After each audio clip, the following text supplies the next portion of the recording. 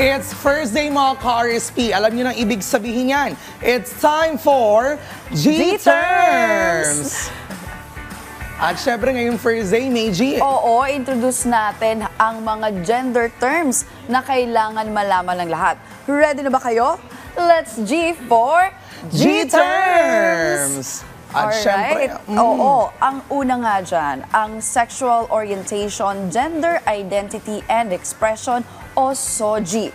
naku, napakahalaga malaman natin ang SOGI ng isang tao. Kinikilala natin yan base doon sa unang pagkilala pa lamang, no? Minsan, bukod sa pangalan, we want to know ano ang kanyang honorifics, Mr. Miss.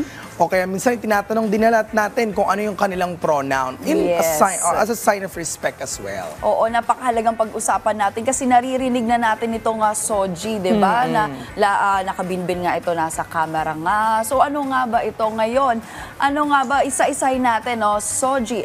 Yung SO ay for sexual orientation. Ito yung nagde-describe kung kanino ba sexually attracted yung isang tao. Ayun. Minsan in particular gender, more than one gender, pwede rin not attracted to anyone. Like for instance, if you are considering yourself as a bisexual, then you are attracted to both sexes. If you are example, you are gay, so you are attracted to the same sex. We also have pansexual, kung saan fluid, no?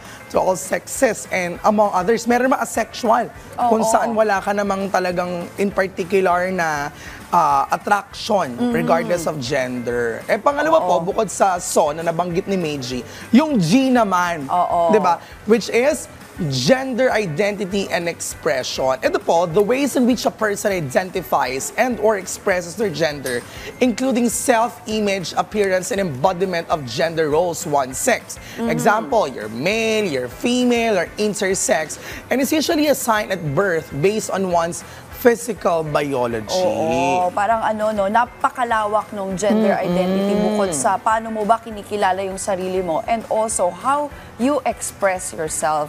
Kaya doon na tayo papunta sa E na expression, diba? Oo, kasi yung iba, like, you are attracted sa isang gender and then you identify yourself, for example, as a lesbian or gay, and also how you express yourself. Kasi pwede namang kikay ka rin, Barbie ka rin, para kung tawagin ay femme. Hindi ba? Napakalawak kumbaga ng gender spectrum na pwede ikaw na kumbaga lahat belong, lahat ay may kinalalagyan sa ating lipunan. Ito po ay pagkakilala na ating, or ito yung, also known as yung ating kaakuan or identity or self, no? You can be masculine, feminine, androgynous, etc. Which is how one embodies gender attributes, presentations, roles, and more. Yes, nabanggit mo ngayon, androgynous, di ba?